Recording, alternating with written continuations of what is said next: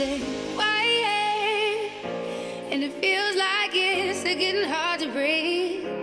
And I know you feel like dying, but I promise we'll take the world to its feet. Okay. Victory. So at this point, I would like to call the next sharer. Green jacket, Dennis Lonyosa.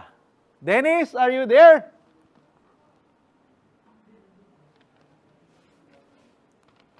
Dennis? Hello, Sir Bart. Ayan, okay. Afternoon. Hello, Dennis. Kamusta na? Ayan, so okay naman po. Okay, Dennis. So, alam mo, ang ganda ng kwento mo kahapon. Talagang na-inspire. Pati ako na-inspire sa kinwento mo ka. Pwede mo ba ikwento sa amin ulit ngayon? Ay, sige po, sir. Ayan. So, bago ang lahat, so ako nga pala si Dennis Lonyosa. So, nandito po ako ngayon sa Bicol. Dito po ako naka-base. Ayan, so 29 years old. Pero mukhang 20 years old po. 40 years old. Gawa ng construction worker lang po ako dati. So, 16 years old pa lang ako. So, nag-start na ako magtrabaho sa construction dahil nga sa kakulangan sa financial. Ayan. So, kaya naman ito lang yung kaya kong maging trabaho dahil elementary lang ang natapos ko. Ayan. So, kaya nga ito, puro construction lang. Ang alam ko, construction. And then, hanggang sa ito nga, last year, dumating si pandemic, nawalan lahat ng trabaho. So, isa po ako sa nawalan ng trabaho. Ayan.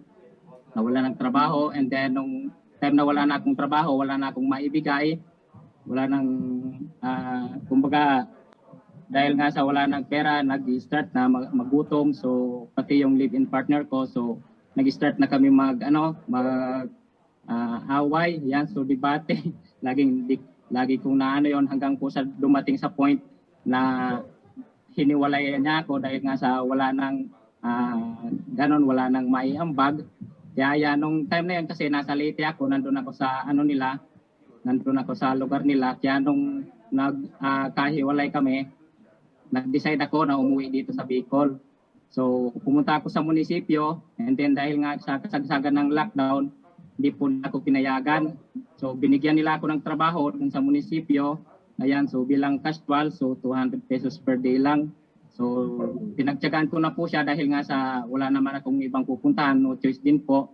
And then may anak din po ako. So yung 200 pesos po na yun po yung pinagkakasya ko para sa amin ng anak ko. So 100 pesos sa akin, 100 pesos sa anak ko. Pero kung tutusin talagang kulang na kulang po, gutom.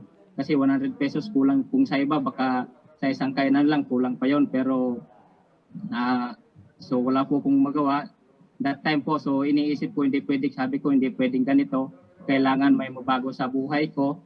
Kaya habang isang araw, ayan, nagpi-Facebook ako, kumbaga naglilibang sa Facebook. Bigla kong nakita may dumaan sa timeline ko na about sa mutual funds. So una medyo nagduda din ako kasi dati nga na-scam din ako. Yan, so pinagdudahan ko siya, pero kahit nagduda ako, attend ako sa webinar, nagustuhan ko po. Kaya dito ko nakita yung kagandahan ng mutual funds. So nagustuhan ko siya. Gustong-gusto kong mag-join, gustong-gusto kong magsimula. Ang problema po, wala talaga akong pera. Kasi yung sahod ko kulang pa sa aming mag-ama. So buti na lang po, isa ako sa nakatanggap ng SAP. Kaya nabigyan po ako ng SAP, and yun po yung ginamit ko pang join sa IMG. Kasi naniniwala talaga ako na dito sa IMG, kayang baguhin yung buhay ko. And then ito nga po, sabi ko, nung excited na ako nung nagsimula nang nag-join, maging member ako. So nag-start ako mag-share sa aking mga kamag-anak, mga kakilala. Ayan, so ang good news po, wala pong naniniwala sa akin. So dumating pa po sa point na nasabihan ako na palibasa wala kang pinag-aralan. Kaya ang bilis mong maloko. Pero hindi ako nagpatinag kasi sabi ko tama, ako yung naka-attend, paninindigan ko yung desisyon ko, patutunayan ko sa kanila ng kaya ko. So nagtuloy-tuloy po ako, pero umabot po sa point na 4 na buwan, wala po akong result, so wala pong naniniwala sa akin. Minsan dumating na rin po na nakaramdam na rin ako ng panghihina. Buti na lang po, nandyan po yung aking mga mentor isa na po si Ma'am Rosalenda Lieses. So sila po yung laging nagmo-motivate sa akin sa tuwing nanghihina ako. And then yung 10 po, last year, nung November, first time po naka-attend ako ng convention. So dito po nag-start ang lahat.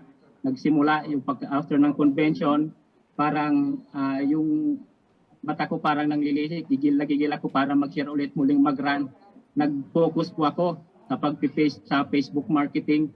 So kahit hindi po ako ganun marunong, so nagpapaturo talaga ako kung sino-sino po yung mini-message ko para pagka mayroon akong gustong itanong, nakakarating po ako kila Ma'am Jessica, kila Sir Dino sa pagtatanong lang about sa Facebook marketing. So ang kagandahan po, hindi po nila kami pinapabayaan. Pag nag-message ako, automatic nagre-reply naman po sila.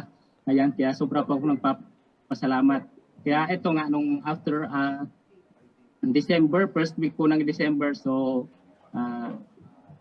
may unang po tao na nagtiwala sa akin. Ito po si Sir Gilbert. So nandito po siya ngayon. Siya po yung kauna-unahang taong nagtiwala sa akin.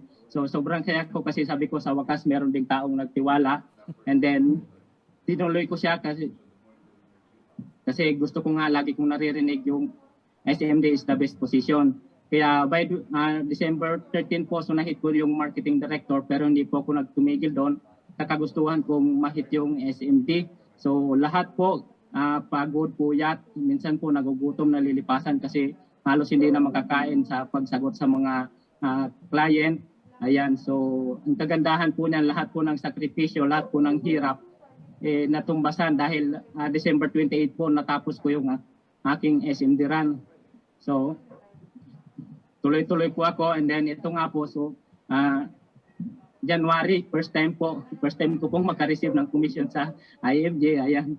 So, mas lalo po akong ginanahan nung nakaka-receive na po ako ng commission by kagaya nga po ng sinabi ko kagabi.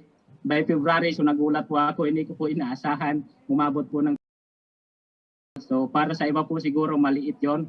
Pero para sa akin, sobrang laki na po noon kasi first time ko lang po makahawak ng ganon. Hindi po ako sanay kasi nga kagaya ng trabaho po, 200 pesos lang po yung sinasahod ko.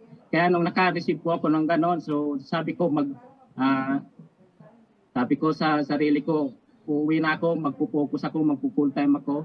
Dahil nga kung nagagawa ko ito ng part-time, ano pa kaya pagka nag-full time ako. So kahit wala pong sasakyan, sabi sa akin ng munisipyo dati, wala kang masasakyan. Buti po dumaan yung tito ko, galing siyang Davao. Upauwi siya ng Manila, so nakihits po ako sa truck para makauwi lang dito sa Bicol. So ngayon po, by May nakauwi po ako dito, so muli po akong nag-run bilang para sa Executive Marketing Director, ayan, and then sa Green Jacket. So muli po nagpatulong po ako sa mga mentor, humingi po ako ng nagpa-emergency meeting po ako kasama sila Ma'am Jessica. So lahat po yon ang laki po nang naging epekto. So kung nag-work po siya lahat dahil by June po, na-hit ko rin po yung PMD and Green Jacket. So mula po nang nakita ko si IMG, so sobrang laki po ang, kumbaga na-change talaga yung buhay ko. Yung dating hirap, nagtitiis ako sa gutom. Ngayon kaya kong kainin kahit man pero hindi pa rin tayo nagpo-focus doon kasi mas gusto natin makapag-save, maumpisahan yung pag-save, ma-build yung solid financial foundation and then mapaghandaan yung retirement. So siguro sa ngayon yun lang po, and then ang goal ko po talaga is ma-hit ang CEO this year. Alam mo, Dennis, talagang nilagyan mo ng tuldok or exclamation mark ang salitang winners find a way to win and losers find a way to lose.